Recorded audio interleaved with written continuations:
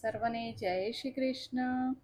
આપણે 128ના પાઠમાં શીખ્યા હતા કે રામજી કહે છે કે હું બીજા સંબંધમાં માનતો નથી, મારે તો સબસે ઊંચી પ્રેમ સગાઈ. ઈશ્વરને પ્રેમ કરો તો કેવળ ઈશ્વરના માટે જ કરો. શબરીનું ચરિત્ર માનવ માત્ર માટે આશ્વાસનરૂપ છે. પ્રભુ જરૂર મળે છે. જીવની ઈશ્વર સાથે મૈત્રી ન થાય ત્યાં સુધી જીવન સફળ થતું નથી, અને એ મૈત્રી હનુમાનજી વગર એટલે કે બ્રહ્મચર્ય વગર થતી નથી. પરમાત્મા જીવ માત્રના સાચા મિત્ર છે. ઈશ્વર સાથે મૈત્રી કરે તો જીવન સફળ થાય છે. જીવ ઈશ્વર સાથે મૈત્રી કરે તો ઈશ્વર તેને અપનાવે છે. ઈશ્વર સાથે મૈત્રી તે જ કરી શકશે જે કામની દોસ્તી છોડશે. કામ એટલે કામનાઓ એટલે ઈચ્છાઓ. કામ અને કૃષ્ણ, રામ અને રાવણ સાથે રહી શકે નહીં. હનુમાનજી એ બ્રહ્મચર્યનું સ્વરૂપ છે. બ્રહ્મચર્ય સાથે મૈત્રી કરશો તો જીતેન્દ્રિય થશો, તો પરમાત્મા સાથે મૈત્રી થશે. સંયમ રાખે અને ધર્મ મર્યાદા પાળે તો રામ રાજ્યની માફક ડાક્ટર અને વકીલની જરૂર પડે નહીં. પરમાત્મા વિના બીજા કોઈ સાથે કરેલો પ્રેમ પરિણામમાં જીવને રડાવે છે. ઈશ્વર સાથે પ્રેમ કરવો હોય તો બીજા સાથેનો પ્રેમ છોડવો પડશે. ધીરે ધીરે લૌકિક સ્નેહ છોડો તો પ્રભુ સાથે પ્રેમ થાય. સ્વદોષ દર્શન વગર ઈશ્વર દર્શન થશે નહીં. વેર અને વાસના મરણને બગાડે છે. નિશ્ચય કરો, મારે કોઈની સાથે વેર રાખવું નથી. હવે આગળ જોઈશું. સચ્ચિદાનંદ રૂપાય વિશ્વોત્પત્યાદિ હેતવે તાપત્રય વિનાશાય શ્રી કૃષ્ણાય વયમ નમઃ. જે જગતની ઉત્પત્તિ, સ્થિતિ અને વિનાશનો હેતુ છે તથા જે ત્રણેય પ્રકારના તાપોના નાશ કરવાવાળા છે એવા સચ્ચિદાનંદ સ્વરૂપ ભગવાન શ્રી કૃષ્ણને અમે વંદન કરીએ છીએ. અગાઉ આપણે જોયું કે ભગવાન પ્રવર્ષણ પર્વત ઉપર બિરાજ્યા છે. હનુમાનજી વાનર સેના ભેગી કરે છે. હનુમાનજીને રામજીએ પોતાના હાથની મુદ્રિકા આપીને કહ્યું કે સીતાને મારા બલ તથા વિરહની વાત સમજાવીને તરત પાછો આવજે. હનુમાનજીએ વાનરો સહિત ત્યાંથી પ્રયાણ કર્યું છે. દક્ષિણ દિશા તરફ ગયા છે. ત્યાં જામવાન પાસે હનુમાનજી આવ્યા છે. તેવામાં સંપાતિએ આવીને ખબર આપી કે સીતાજી અશોકવનમાં છે. દરિયો ઓળંગીને જે જશે તેને સીતાજી મળશે. આ દરિયો ઓળંગવો મુશ્કેલ છે. રામ નામનું બળ અને સંયમનું બળ ન હોય તો દરિયો ઓળંગી શકાય નહીં. ફરી જોઈએ. દરિયો એટલે શું છે? સાગર, સંસાર સાગર. રામ નામનું બળ અને સંયમનું બળ ન હોય તો દરિયો ઓળંગી શકાય નહીં. હનુમાનજીમાં આવેશ આવ્યો. તમે મને કહો તો લંકાને સમુદ્રમાં ડૂબાડી દઉં. જામવાન કહે છે ધીરજથી કામ કરો. લંકાને ડૂબાડી દેશો તો સીતાજી ડૂબી જશે. હનુમાનજી લંકામાં આવ્યા છે. તે સાયંકાળના સમયે લંકાને ચારે તરફથી નિહાળે છે.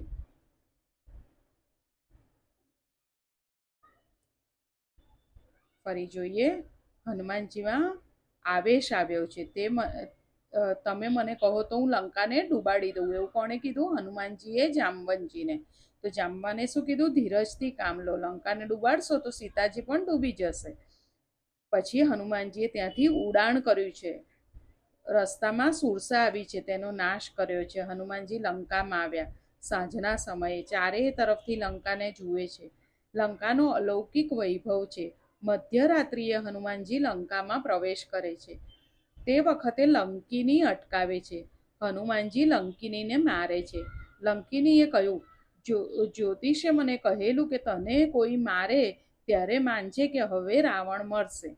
લંકિની હનુમાનજીને કહે છે, તમે લંકામાં જજો, પણ રામને હૃદયમાં રાખીને જજો. કારણ રાક્ષસીઓનો વિહાર જોતા કદાચ તમારી આંખમાં વિકાર આવશે. માનવ સમાજમાં રહી માનવ થવું સહેલું નથી. એકાંતમાં બેસી બ્રહ્મનું ચિંતન કરવું સહેલું છે. જન સમાજની મધ્યમાં વિલાસી લોકો વચ્ચે રહી નિર્વિકાર રહેવું અતિ મુશ્કેલ છે. ભલે શરીરથી નહીં પણ આંખથી પાપ થઈ જાય છે. હનુમાનજીને કોણ બોધ આપી શકે? તે સકળ વિદ્યાના આચાર્ય છે. લંકિનીનો ઉપદેશ સારો છે. હનુમાનજીને લાગ્યું કે મેં આંખથી આ દ્રશ્ય જોયું. ના, મેં આંખથી ભલે જોયું, પણ મનથી ચિંતન કર્યું નથી. હનુમાનજી બાળ બ્રહ્મચારી છે. ત્યાંથી ઇન્દ્રજીતના મહેલમાં તે આવ્યા છે. સુલોચનાને જોઈ થયું કે સુલોચના અતિ સુંદર છે, કદાચ આ જ સીતાજી હશે એમ હનુમાનજીએ માન્યું. પણ ના, આ સીતાજી નથી, ખાતરી થઈ. એકનાથજી મહારાજે સુંદરકાંડ સુંદર લખ્યો છે. હનુમાનજીએ સાક્ષાત શિવનું સ્વરૂપ છે. હનુમાનજી કોણ છે? સાક્ષાત શિવનું સ્વરૂપ છે. શિવજીએ અવતાર લીધો છે. પાર્વતીજીએ અવતાર લેવા હઠ કરી. શિવજીએ કહ્યું, ના, મારે બ્રહ્મચારી રહેવું છે. પાર્વતી કહે, તમારા વિના હું જીવી શકીશ નહીં. એટલે શિવજી થયા હનુમાનજી અને પાર્વતી થયા તેનું પૂંછડું. આ યોગ માયા દરેકના ઘરમાં જાય છે. હનુમાનજીનું પૂંછ વધે છે. રાવણની ખૂબ ફજેતી કરે છે. આખી રાત સૂક્ષ્મ રીતે ભ્રમણ કર્યું, પણ સીતાજી ક્યાંય દેખાતા નથી.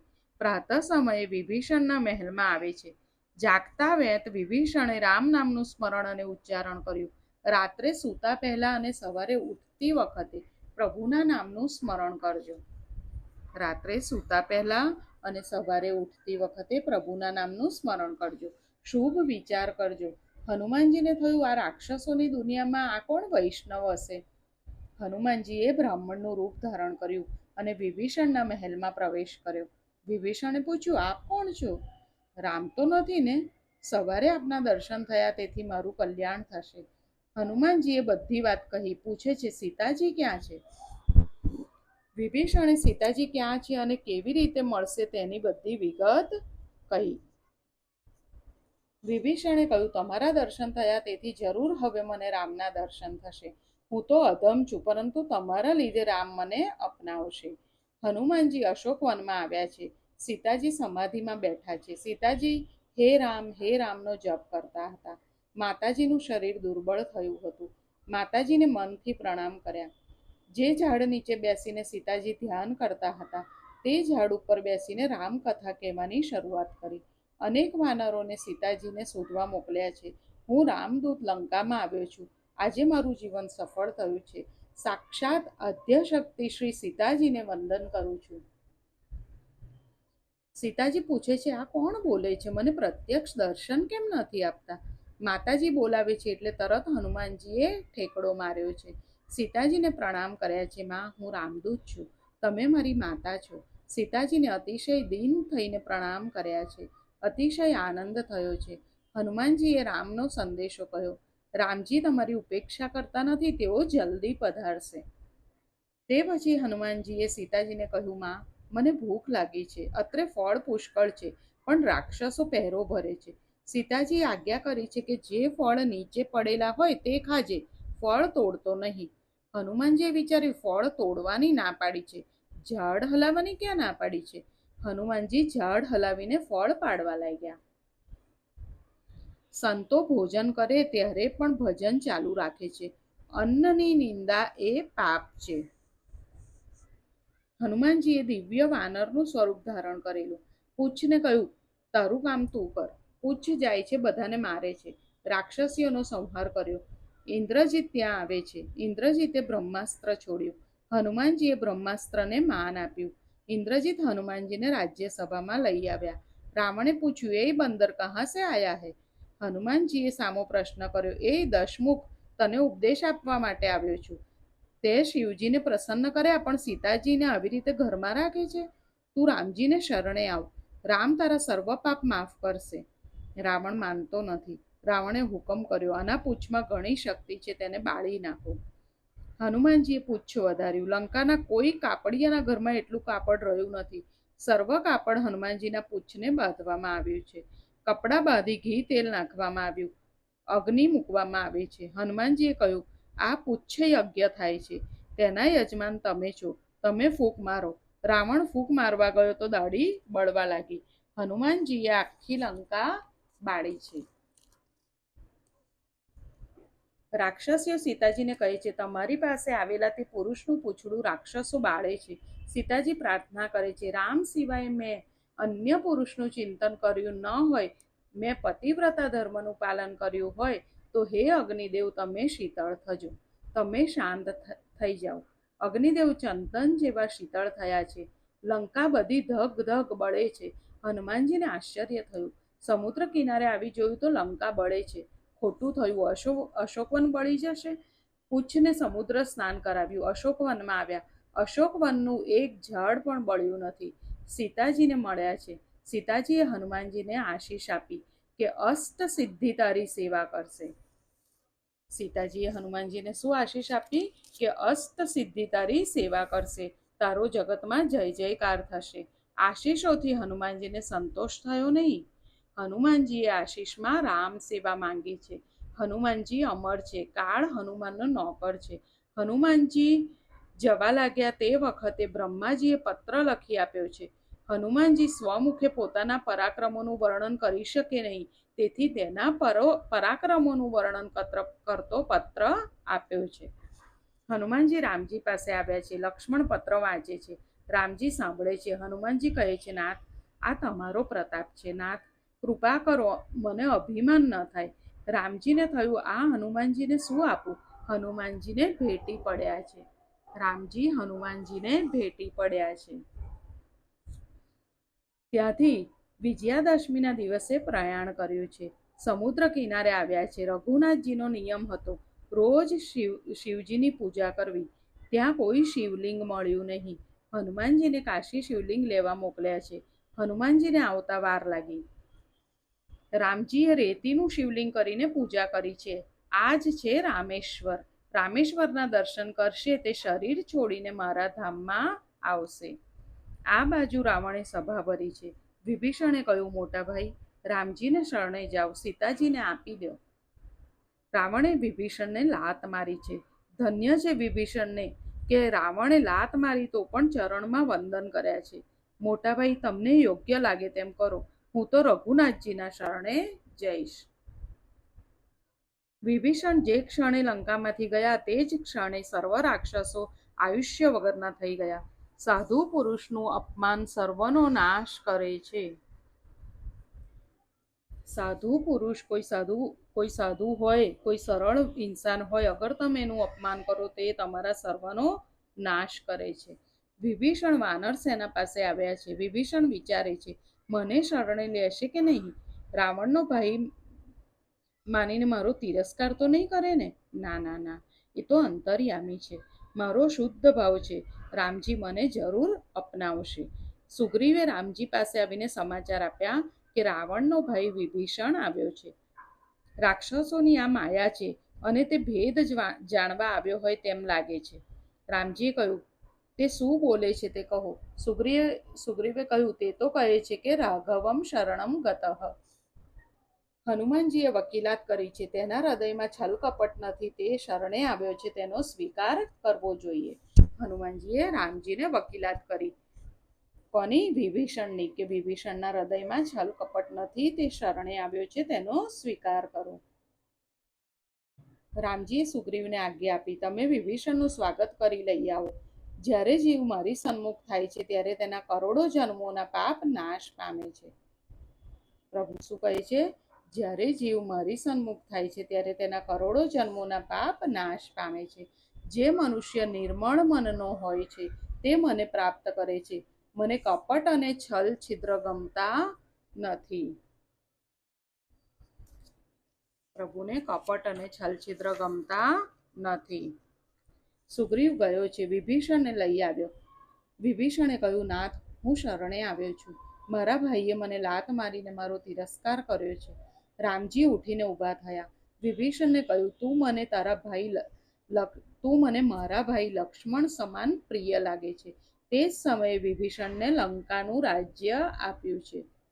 વિભીષણે લંકા છોડી ત્યારે તેના મનમાં સહેજ સંકલ્પ થયેલો કે રાવણના મર્યા પછી લંકાનું રાજ્ય પ્રભુ મને આપશે.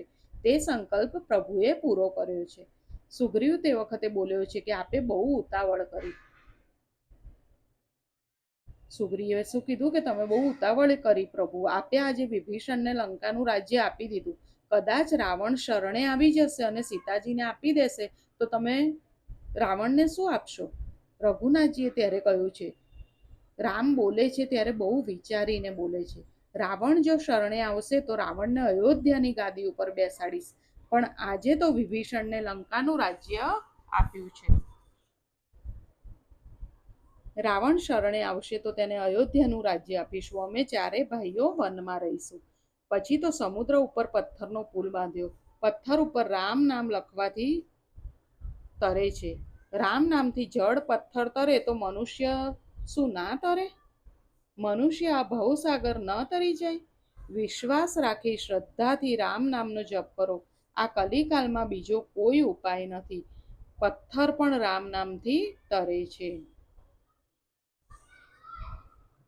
રઘુનાથજીએ લંકામાં પ્રવેશ કર્યો છે. અંગદને વિષ્ટિ કરવા મોકલ્યો છે. અનેક રાક્ષસોને માર્યા છે. લક્ષ્મણે કપટથી ઇન્દ્રજીતનું મસ્તક કાપ્યું છે. સુલોચના સતી થવા તૈયાર થયા છે. સુલોચનાએ રાવણ પાસે ઇન્દ્રજીતનું મસ્તક માંગ્યું. રાવણે કહ્યું કે તેનું મસ્તક તો રામજી પાસે છે, તેની પાસે જા. સુલોચનાએ કહ્યું કે મને શત્રુ પાસે કેમ મોકલો છો? હું અતિ સુંદર છું. હું ત્યાં જઈશ તો કદાચ કંઈક અનર્થ થાય. ત્યારે રાવણે તે વખતે રામજીના ખૂબ વખાણ કર્યા છે. કોણે વખાણ કર્યા? રાવણે વખાણ કર્યા. રાવણે કહ્યું કે રામ તને માતાની જેમ માનશે, તારા વખાણ કરશે. વધારે શું કહું? હું રામ સાથે વેર રાખું છું, પણ રામ મને શત્રુ માનતા નથી. તું રામને શરણે જા, જરૂર તે તને મસ્તક આપશે. હવે સુલોચના રામજી પાસે આવ્યા છે. મારા પતિનો હાથ મારા આંગણામાં આવ્યો અને મને પત્ર લખી આપ્યો. તેને પૂછવામાં આવ્યું કે જડ હાથ કેવી રીતે લખી શકે? તું તારા પતિને પ્રાર્થના કર, અને જો આંખો હસશે તો માનીશું કે જડ હાથે પત્ર લખ્યો છે. સુલોચના બહુ મનાવે છે. મસ્તક હસતું નથી. નાથ, તમે નારાજ થયા છો? આ સાંભળી મસ્તક ડોલવા લાગ્યું. સ્મિત હાસ્ય કર્યું. શેષનાગ લક્ષ્મણ થઈને આવ્યા છે. મસ્તકે સુલોચનાને કહ્યું કે તારા પિતાએ મને માર્યો છે. આજે સસરા જમાઈનું યુદ્ધ ન હતું, આજે બે પતિવ્રતાઓનું યુદ્ધ હતું. કોનું કોનું યુદ્ધ હતું? ઉર્મિલા અને સુલોચના. ઉર્મિલા કોણ? લક્ષ્મણની પત્ની, અને સુલોચના ઇન્દ્રજીતની પત્ની. સુલોચનાની હાર થઈ. સુલોચના લક્ષ્મણજીને કહે છે કે જીત તમારી નથી, પણ જીત તમારી પત્ની ઉર્મિલાની છે. ઉર્મિલાનું પાતિવ્રત્ય મારા કરતા ચઢે છે. મારા પતિ રાવણના પક્ષમાં હતા, તેથી તે દુર્બળ છે. મારા પતિ કુભાવ રાખનારને મદદ કરતા હતા, તેથી મારી હાર અને ઉર્મિલાની જીત થઈ છે. મારા પતિદેવ પર સ્ત્રીનું હરણ કરનાર રાવણને મદદ કરતા હતા, તેથી તેની હાર થઈ છે. સુલોચના સતી થઈ છે. રામજીએ પણ સુલોચનાના ખૂબ વખાણ કર્યા છે. હવે રામ અને રાવણનું ભયંકર યુદ્ધ થયું છે. એ આપણે આવતી વખતે જોઈશું. આજે આપણે શું શીખ્યા એ આપણે જોઈ લઈએ. આજે આપણે શીખ્યા કે રામ નામનું બળ અને સંયમનું બળ ન હોય તો આ દરિયો ઓળંગી શકાય નહીં, આ ભવસાગર ઓળંગી શકાય નહીં. રાત્રે સૂતા પહેલા અને સવારે ઉઠતી વખતે પ્રભુના નામનું સ્મરણ કરજો. સંતો ભોજન કરે ત્યારે પણ ભજન ચાલુ રાખે છે. અન્નની નિંદા એ પાપ છે. સાધુ પુરુષનું અપમાન સર્વનો નાશ કરે છે. પ્રભુ કહે છે કે જ્યારે જીવ મારી સન્મુખ થાય છે ત્યારે તેના કરોડો જન્મોના પાપ નાશ પામે છે. જે મનુષ્ય નિર્મળ મનનો હોય છે તે મને પ્રાપ્ત કરે છે. પ્રભુએ શું કીધું? જે મનુષ્ય નિર્મળ મનનો હોય તે મને પ્રાપ્ત કરે છે. મને કપટ અને છલ છિદ્ર ગમતા નથી. વિશ્વાસ રાખી શ્રદ્ધાથી રામ નામનો જપ કરો. આજે અહીંયા સુધી રાખીએ. ફરી જલ્દી મળીએ. સર્વને જય શ્રી કૃષ્ણ.